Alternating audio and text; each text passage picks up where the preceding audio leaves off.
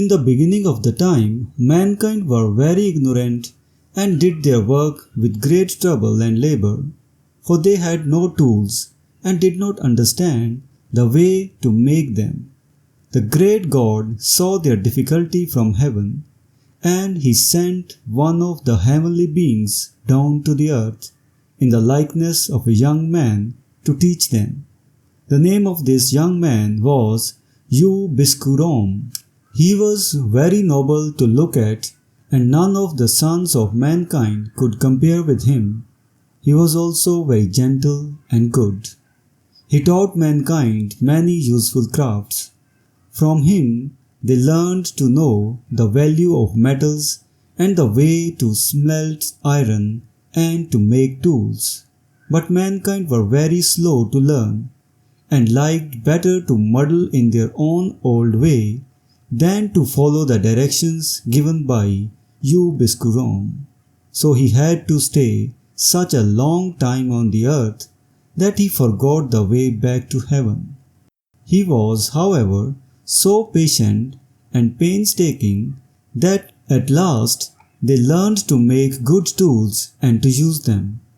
Seeing that Biskurom excelled them in finishing his instruments, and that he could do double their work in a day, mankind took advantage of his gentleness.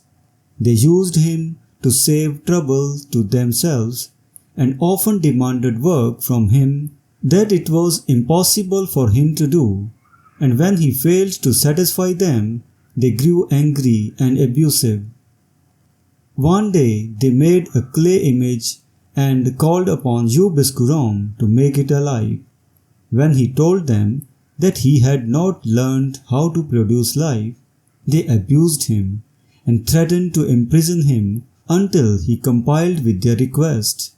When Biskurom saw that they would not listen to reason, he told them if they wanted him to impart life to their images, they must let him go back to heaven to gain the necessary knowledge.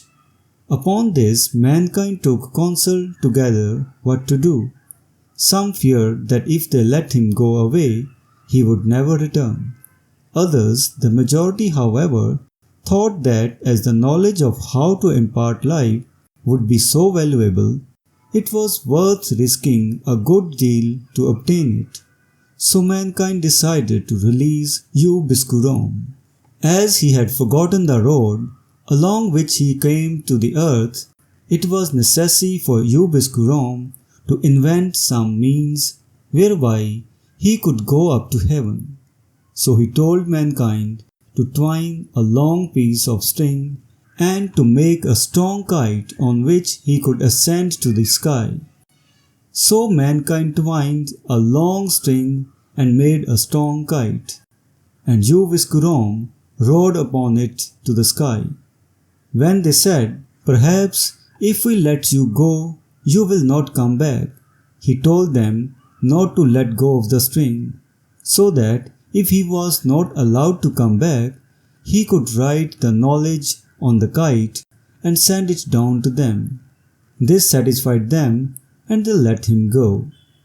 When Biskurom reached heaven, the great God told him that he could not go back to the earth because he had seen how mankind had ill-treated him, and because of their ingratitude and their unholy ambition to impart life. So Biskurom wrote upon the kite and sent it down to the earth. When mankind saw the kite descending, a great throng came together to read the directions for imparting life. But to their chagrin, there was not one among them able to decipher the writing. They consulted together what to do, for they were very angry with Biskurom, and they decided to send a great shout to heaven, which would cause such a volley that the concussion would kill Biskurom. Biskurom laughed when he saw their folly, and in order to make them still more foolish, he caused some drops of blood to fall down from heaven.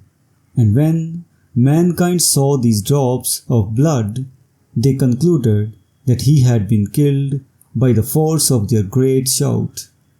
Because of their ingratitude and their uplifted pride, mankind have remained in great ignorance, and all the knowledge they possess is very imperfect and gained at great labor and expense.